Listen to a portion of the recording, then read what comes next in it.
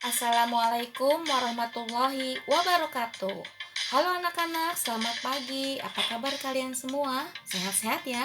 Dan itu yang ibu selalu harapkan. Nah, untuk kali ini kita masih belajar di materi bab 6 ya, yaitu tentang energi dalam sistem kehidupan. Namun kali ini kita akan belajar materi tentang transformasi energi dalam sel. Sebelum kita belajar lebih jauh tentang transformasi energi, kita harus tahu dulu ya bahwa sebenarnya jenis makhluk yang di alam ini ada jenis makhluk yang bernama autotrof. Nah, makhluk autotrof ini adalah makhluk hidup yang mampu mengubah senyawa anorganik menjadi senyawa organik, atau makhluk hidup yang mampu membuat makanannya sendiri. Contohnya adalah tumbuhan. Nah, kemudian ada jenis makhluk hidup lagi, heterotrof. Nah, heterotrof ini adalah makhluk hidup yang tidak mampu mengubah senyawa organik menjadi yang tidak mampu mengubah senyawa anorganik menjadi senyawa organik.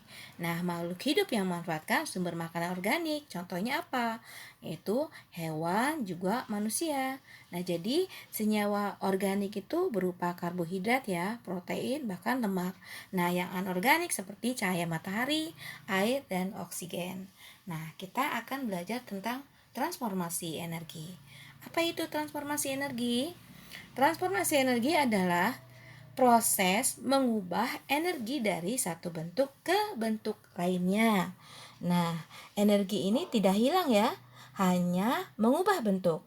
Seperti hukum kekekalan energi yang mengatakan bahwa energi dapat berubah bentuk, tetapi tidak dapat diciptakan atau dimusnahkan. Nah, itu berarti jumlah total energi tetap ya dan selalu sama.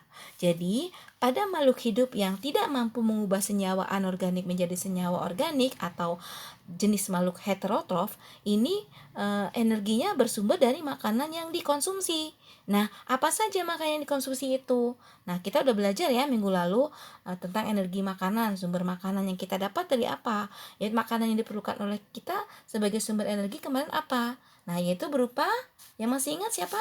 Iya, berupa makanan makanan yang berperan sebagai sumber energi apa kemarin? Seperti karbohidrat, protein, dan lemak. Pintar. Nah, energi ini akan mengalami transformasi mulai dari energi potensial berupa energi kimia makanan menjadi energi panas dan energi kinetik atau gerak dalam aktivitas makhluk hidup tersebut.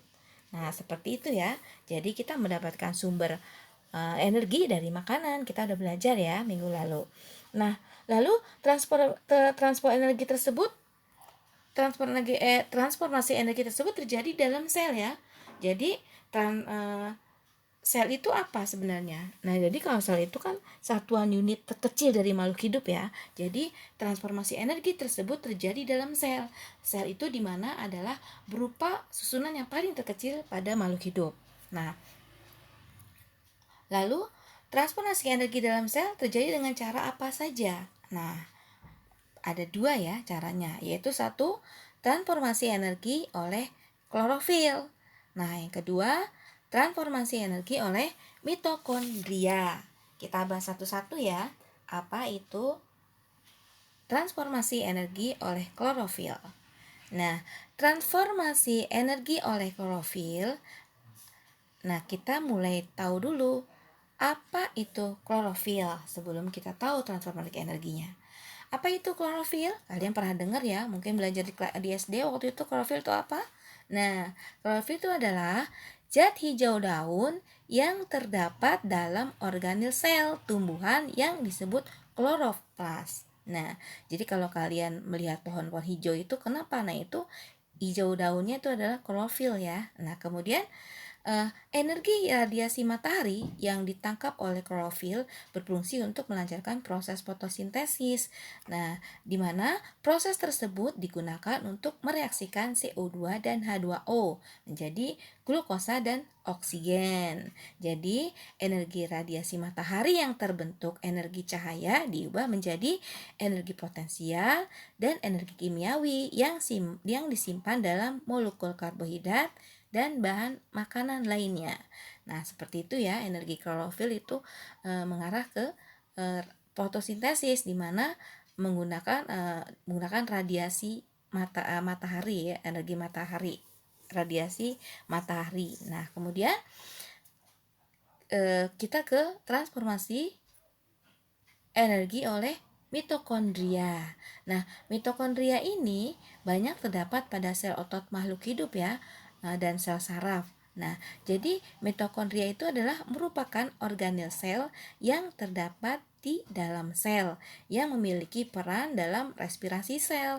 Nah, jadi energi kimia yang digunakan untuk mengubah karbohidrat, protein dan lemak menjadi molekul lainnya atau ATP. Apa itu ATP? ATP adalah adenosin trifosfat atau molekul pembawa energi. Nah, demikian anak-anak dua cara transformasi energi dalam sel, di mana pertama adalah transformasi dengan cara transformasi energi oleh klorofil dan transformasi energi oleh mitokondria. Kalau klorofil berkaitan dengan fotosintesis, yaitu memerlukan energi radiasi matahari.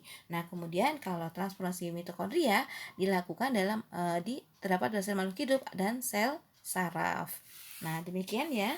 Kemudian eh, dari energi zat itu tadi dihasilkan suatu proses oleh proses respirasi ini ya. Jadi ketika energi-energi itu tadi dihasilkan oleh proses respirasi ini, kan kalau mitokondria itu berperan sebagai respirasi ya. Nah, ini akan membuat sel-sel di dalam tubuh kita berfungsi sehingga kita bisa melakukan aktivitas keseharian seperti belajar, bermain dan membantu orang tua tentunya ya, atau aktivitas lainnya. Nah, proses transformasi energi ini akan berlangsung dalam suatu proses kimia yang dinamakan dengan metabolisme. Jadi, metabolisme itu apa ya? Kalau kalian pahami yang dari tadi itu adalah proses kimia adalah suatu proses kimia yang terjadi di dalam tubuh sel makhluk hidup yang dalam proses ini nutrisi diubah menjadi energi. Nah, itu adalah metabolisme. Jadi, energi yang dihasilkan dari proses metabolisme kemudian akan digunakan untuk semua jenis kegiatan seperti berpikir, bernafas, dan berbicara. Nah, oleh karena itu, makhluk hidup yang memiliki metabolisme yang buruk akan mengalami kesulitan melakukan aktivitasnya. Jadi, metabolisme juga diartikan sebagai proses kimia yang dilakukan oleh tubuh. Ya, proses kimia yang terjadi terbentuk mengubah senyawa kompleks menjadi senyawa yang lebih sederhana. Nah, metabolisme juga mempunyai fungsi atau untuk mempertahankan kehidupan makhluk hidup ya. Jadi, metabolisme merupakan ciri makhluk hidup, baik itu hewan, tumbuhan, dan juga manusia. Dan penting ya untuk semua makhluk hidup. Karena apa? Karena jika tidak ada metabolisme, maka makhluk itu akan mati ya tentunya. Nah, jadi metabolisme disebut reaksi enzimatis karena metabolisme terjadi selalu menggunakan katalisator enzim. Nah, metabolisme ini ada dua ya, ada anabolisme dan katabolisme, di mana anabolisme adalah mengubah senyawa anorganik menjadi organik. Nah, kalau katabolisme adalah mengubah senyawa organik menjadi senyawa anorganik. Kebalikannya ya. Nah, kalau anabolisme ini menyusun sintetis molekul menjadi kompleks, menjadi kompleks ya. Tapi kalau katabolisme atau sederhana menjadi dari kompleks menjadi sederhana. Nah, yang perlu kalian ketahui lagi, metabolisme anabolisme itu contohnya yang tadi fotosintesis. Dia menggunakan ATP ya. Jadi kalau katabolisme adalah menghasilkan ATP. Ya, diingat ya, contohnya respirasi. Kalau anabolisme adalah menggunakan ATP. ATP tadi apa? Kalian ingat? Ayo apa? Adenosin trifosfat atau molekul pembawa energi. Jadi kalau anabolisme menggunakan ATP, kalau katabolisme menghasilkan ATP. Itu ya yang kalian benar-benar harus pahami. Contohnya adalah anabolisme fotosintesis, sedangkan katabolisme adalah respirasi. Nah, kita bahas satu-satu nih, apa itu fotosintesis dan respirasi. Ke fotosintesis. Fotosintesis merupakan perubahan energi cahaya menjadi energi kimia. Nah, perhatikan gambar. Jadi, fotosintesis merupakan perubahan energi cahaya menjadi energi kimia dalam bentuk glukosa. Nah, sumber energi cahaya alami adalah matahari yang memiliki spektrum cahaya tampak dari ungu sampai merah dan dari ultraviolet dan tidak digunakan dalam fotosintesis. Jadi dalam proses fotosintesis, pada proses fotosintesis yang terjadi dalam daun, terjadi reaksi kimia antara senyawa H2O atau air dan CO2, karbon dioksida, dibantu oleh cahaya matahari yang diserap oleh klorofil menghasilkan oksigen dan senyawa glukosa. Nah, seperti itu.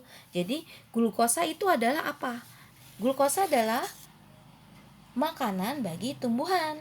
Oksigen yang dihasilkan pada proses fotosintesis sangat dibutuhkan oleh manusia dan hewan. Seperti itu ya. Nah, kemudian kita bahas lagi respirasi. Apa itu respirasi? Respirasi adalah suatu proses pembebasan energi yang tersimpan dalam zat sumber energi melalui proses kimia dengan menggunakan oksigen, dan respirasi dihasilkan energi kimia untuk kehidupan seperti sintesis anabolisme, gerak dan pertumbuhan. Perhatikan ya contohnya. Ini adalah contoh sederhana reaksi respirasi pada glukosa. Nah, seperti itu ya. Jadi respirasi adalah proses pembebasan energi yang tersimpan dalam zat. Nah, demikian anak-anak tentang materi tentang transformasi energi. Mudah bukan kalau kalian perhatikan? Jadi kesimpulannya apa? Transformasi energi dalam sel ada dua cara, yaitu oleh klorofil, transformasi energi oleh klorofil, dan transformasi energi oleh mitokondria. Nah, kemudian dari transformasi tersebut akan terjadi suatu metabolisme. Nah, di mana metabolisme dibagi dua lagi, anabolisme dan katabolisme. Nah, anabolisme yang kalian perhatikan adalah contohnya fotosintesis, kemudian katabolisme adalah contohnya respirasi. Sudah paham ya? Mudah ya. Jadi kalian maknai saja arti-arti ilmiah dari apa itu fotosintesis dan juga respirasi, anabolisme serta katabolisme. Demikian anak-anak. Semoga ilmunya bermanfaat ya. Nah, kalian untuk lebih pahamnya, kalian pelajari ini, evaluasi. Kalian jelaskan kembali apa itu transformasi energi oleh klorofil dan mitokondria. Dan kalian jawab semua ini, referensinya banyak ya referensinya. Buku bisa, internet bisa, atau tanya guru kalian, atau tanya ibu, gak apa-apa. Silakan kalian buat evaluasi ini sehingga kalian lebih paham lagi apa itu tentang transformasi energi dalam sel. Demikian anak-anak, kita ucapkan alhamdulillahirabbil alamin. Semoga ilmunya bermanfaat dan kalian memahami semua ini dengan mudah. Kita ucapkan alhamdulillah. Terima kasih anak-anak untuk semuanya perhatiannya. Ibu ucapkan terima kasih banyak. Wassalamualaikum warahmatullahi wabarakatuh.